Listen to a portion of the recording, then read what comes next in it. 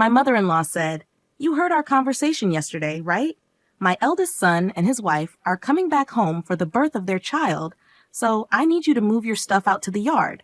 Excuse me, you can't have kids anyway, and you don't help with my son's work, so the least you could do is make some room. But I'm paying $20,000 in rent. This is getting too tiring to deal with. I live with my mother-in-law, but now she wants me out of the house because my brother-in-law and his wife are returning. My mother-in-law, brother-in-law, his wife, and my husband, all under one roof. This house is full of problems. I've been trying to keep things running smoothly, but it's becoming a hassle to think about it all. I'm done thinking. Okay, I'll leave, but I can't just put my belongings in the yard. I'll come back later to pick them up. You're leaving? Thank you. That's a big help, my mother-in-law said, ignoring my pleas. I started to pack my things and left the house. 7 seconds after stepping out the door, I took out my phone and called a junk removal service. Once I stopped thinking, no one could stop my actions.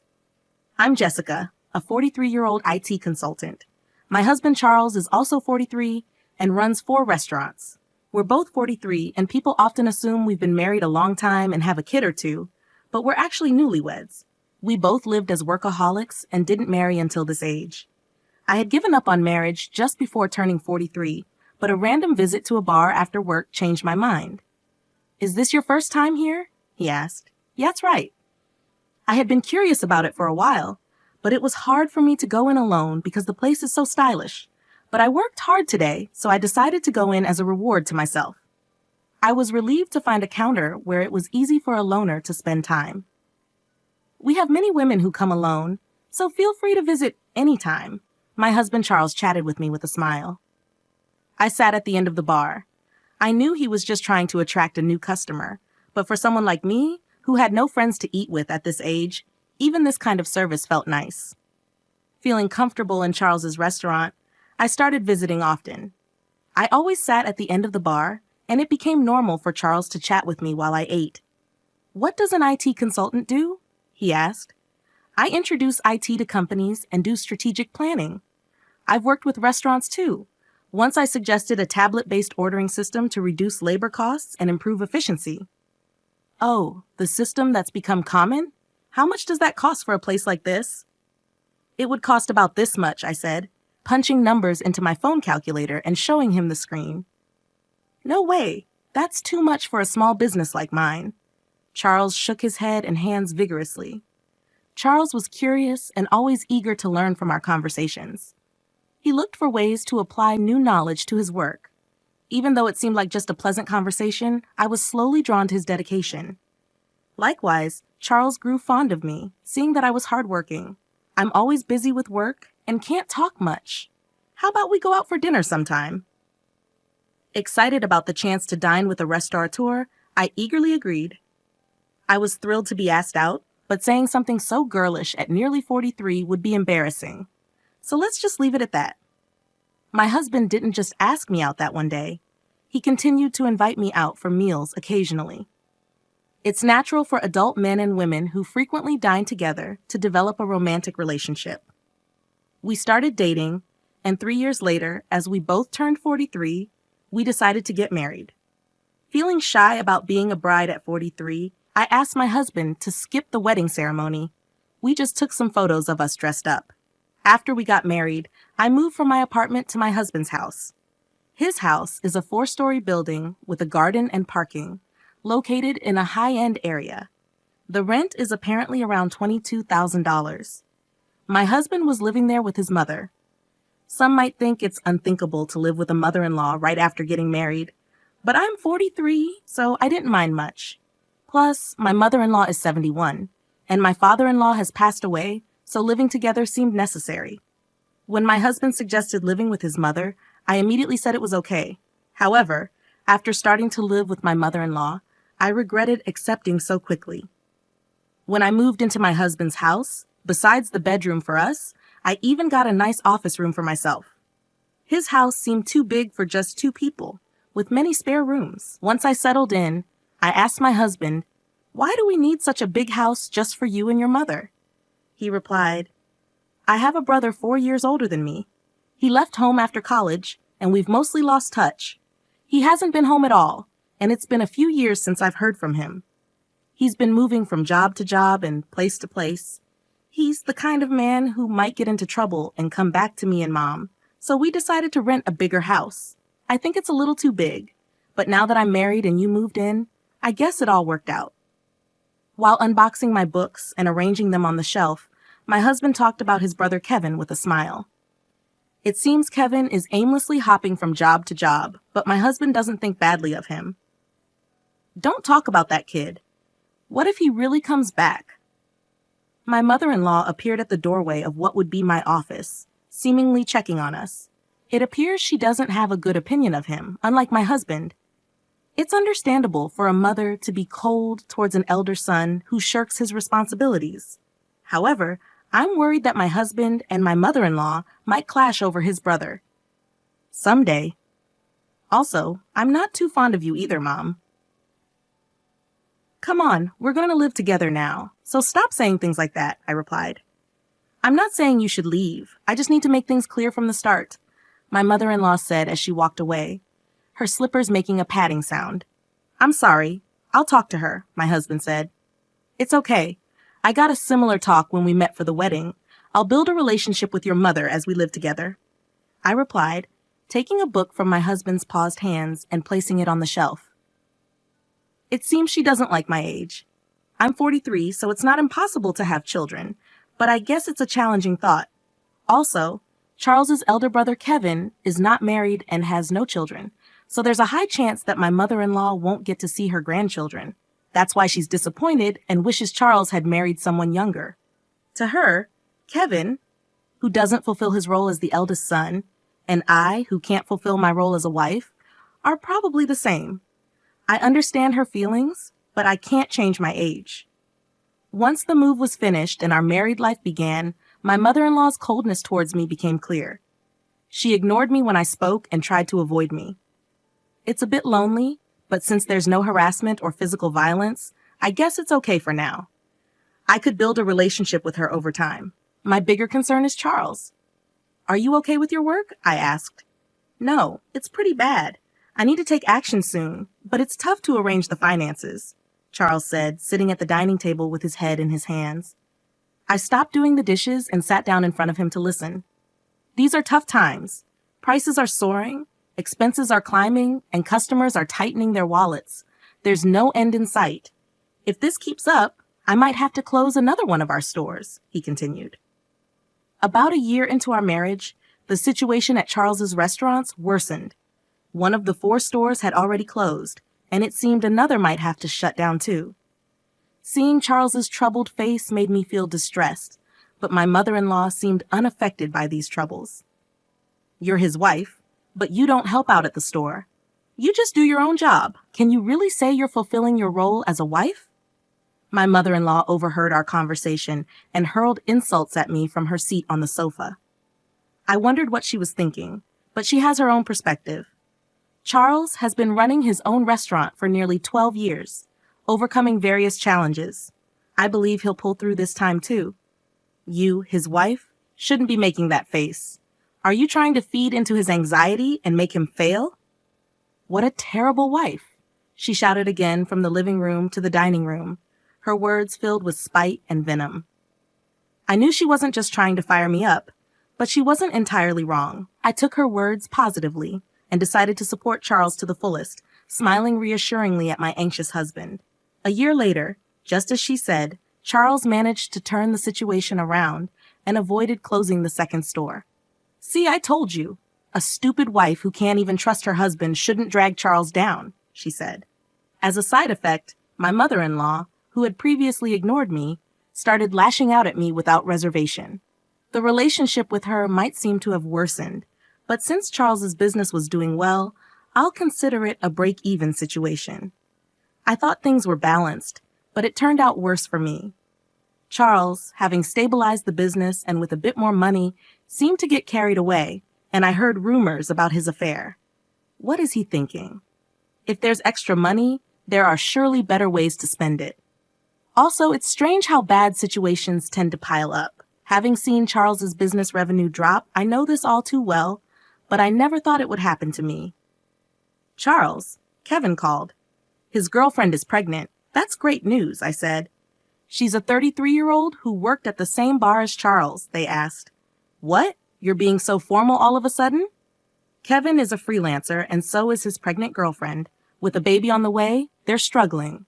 They asked if they could move into this house and if they could work at your restaurant. I was thinking about how to confront Charles about the affair when my mother-in-law came into the living room and started talking to him. The conversation was about Kevin, whom I've never met, and I was completely left out as they continued talking. It was a strange scene. She used to dislike Kevin for not fulfilling his role as the eldest son, yet now she was asking Charles to welcome him. The reason was simple: the grandchild. She had given up hope of seeing a grandchild, but now saw an opportunity and completely changed her stance. She was even planning to offer them a home and jobs. Charles, who never thought badly of Kevin, had rented this big house for such a time. But the situation has changed, and now I'm here. Isn't it odd to have Kevin and his family move in? I looked at Charles in the living room from the dining area. He was looking back at me with a clearly troubled expression. Come on, it's a good thing. Kevin is in trouble, and you, Charles, have the means to help him. Ah, okay, I got it. Charles sighed, unable to say no to his mother. I had hoped he would stand up to her, but it seems it was just wishful thinking. He kept glancing at me, probably worried about my reaction. The worsening relationship with my mother-in-law, Charles's affair, now living with Kevin and his family, the problems just keep piling up. Overwhelmed and not knowing where to start, I decided to abandon things for today and just go to sleep. The next day was a holiday, probably due to extreme mental fatigue. I slept in until late morning. Charles was at work, so it was just my mother-in-law and me at home. Dreading what she might say about my sleeping in, I reluctantly headed to the living room. You sure slept in. Must be nice to have such leisure, she said. Bracing myself for her usual nagging about not fulfilling my duties as a wife, I tensed up, ready for her words. However, what she said was much worse than I expected. You heard Charles and me talking yesterday, right? Kevin and his wife are coming back for a maternity leave visit, so move your stuff out to the yard. Excuse me? Was I still groggy from sleep? Did she really mean I should live in the yard, or was she telling me to leave the house? You can't have kids anyway, and you don't help with Charles's work, so you should at least make room for Kevin and his family. We have 2 spare rooms left, so if you leave and your office is free, we can have a bedroom and a nursery for Kevin's family, and a storage room for their stuff. Don't you think the room count and usage are just perfect? It seemed she was indeed telling me to leave. A storage room for Kevin's family. I was being kicked out to make room for something that didn't even seem necessary. Originally, I was allowed to use the office because there were spare rooms. I didn't mind losing the office. A bedroom for Charles and me was enough. Kevin's family could live here without me leaving. Realizing that my mother-in-law now saw no reason for me to be in this house as a wife, since she could see her grandchild, I thought about the $20,000 I was paying in rent. Too tired to deal with all this, I decided to clear my mind and rest. Silent with my mother-in-law, the only sound in the living room was the ticking of the clock. Okay, time to leave. After resting my mind, I decided it was too much trouble to worry about what happens to Charles, my mother-in-law, Kevin's family, and their future. I chose to leave the house. Understood. I'll leave. I can't put all my belongings in the yard, so I'll come back later to pick them up. You're leaving? Thank you, that helps, my mother-in-law said, pleased. Ignoring her, I started packing my things and left the house. 7 seconds after stepping out the door, I took out my phone and called a junk removal service. My decision made after stopping my overthinking couldn't be stopped by anyone. Let them all regret this choice later. I left the house. I decided to stay at a hotel for a while. I had called the junk removal service, but they needed some time to prepare. This worked out since I wanted some time too. 3 weeks after leaving, I rented an apartment and started living alone. I haven't heard from Charles since then. He probably thinks I'll come back eventually. The thought of Charles taking the current situation lightly infuriates me. However, today is the day after his restaurant's day off. I expect a call from Charles. When he visits the restaurant for lunch prep, Charles exclaims, "Hey, what's going on here? The restaurant is completely empty." Just as I thought, Charles called. I could explain over the phone, but it would be more efficient if your mom was there too. I'm heading to the house now. Can you come back? You can't open the restaurant anyway, right? I couldn't help but laugh before hanging up, amused by Charles's reaction. He must be quite shocked. Still chuckling, I started getting ready to leave. When I arrived at the house, my mother-in-law started yelling at me. "What on earth is this? The restaurant's fridge, cooking equipment, tables, all the important stuff is gone. You did this, didn't you? Do you think you can get away with this for free?" It seems Charles had explained half of the situation. There was an unfamiliar couple in the living room, apparently Kevin and his wife. They looked confused and anxious, not fully grasping the situation and my mother-in-law's extreme anger. "Why would you do such a thing? The restaurant can't operate now," my mother-in-law screamed. "It's my restaurant, so there shouldn't be a problem with me starting the closing process or having the items I bought disposed of by a junk removal service, right?" I replied. "Huh? Your restaurant? What are you talking about?" my mother-in-law asked. "Why don't you explain, Charles? You haven't told your mom, have you? You remember that I still have the main restaurant and the second branch, and the second one was in a financial crisis, right?" I prompted. "Right? Yes, of course.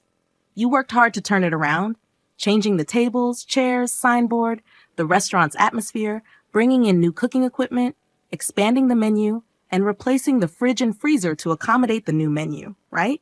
Well, about that, Jessica actually paid for those expenses," Charles explained. "What? What do you mean?" Hearing Charles's words, my mother-in-law looked perplexed. She seemed to be trying hard to understand, but probably lacked the full information to grasp everything. Charles continued, looking uncomfortable, like he was holding back from saying more, but it was clear this was going nowhere. I decided to explain everything. Before turning 43, I was single and working in consulting. We didn't have a wedding ceremony, nor did we buy a new house after getting married, so I had saved up quite a bit of money.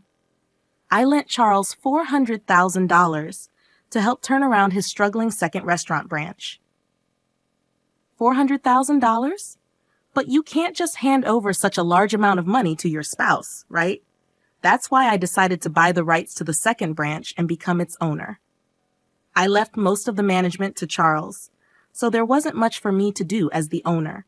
The only change was that Charles shifted his focus from the main branch to the second one for its recovery. When Charles's restaurant was in crisis, I showed my concern alongside him. It was when my mother-in-law yelled at me for not showing enough trust in my husband that I decided to support Charles to the fullest. My form of support was giving him the money I had saved during my single years. "Charles, is this true?" Charles nodded, looking resigned. She asked. "Yeah, it's true. She said it was okay if I failed and wasted the $400,000 she gave me. But since it was such a large amount, if it was going to fail anyway, she suggested becoming the owner. The plan was to pay back the borrowed $400,000 from the restaurant's earnings, but it was simpler for Jessica to become the owner and have the restaurant's income go directly to her. It also meant that she could decide whether to close the restaurant or not. "It's a lie. Can something like that really happen?" my mother-in-law exclaimed. I understand it's hard to believe hearing this all of a sudden. That's why I brought some evidence. I spread documents like the business license, transfer of rights agreement, and lease agreement on the table, proving that I was the owner of the restaurant. My mother-in-law's face turned red as she confirmed my name on those documents. "Why didn't you say anything about this? You always talked about how you believed in Charles and how the restaurant was recovering, right? Even before we got married, you always encouraged Charles like that. He felt pressured by your words, but tried to live up to your expectations, not wanting to disappoint you as the head of the household. You're pretty cold to people like me and Kevin who don't fulfill their roles, right? That's why Charles couldn't tell you he borrowed a large sum of money from me." "He could have just told me," she protested. "That's why Charles couldn't speak his mind, because you get upset easily. People like my mother-in-law often don't realize they're putting pressure on others. They might think it's just a small thing to say, but for the one under pressure, it's a huge burden, not something they can easily talk about. And even if they did speak up, you would likely be disappointed and start complaining. It was essential not to let Charles's spirit break under your constant jabs, especially when the restaurant was finally turning around. That's why I kept quiet too. But I really wish she had refused when Kevin and his family were coming back. Probably Charles thought it was work-related and agreed without thinking much.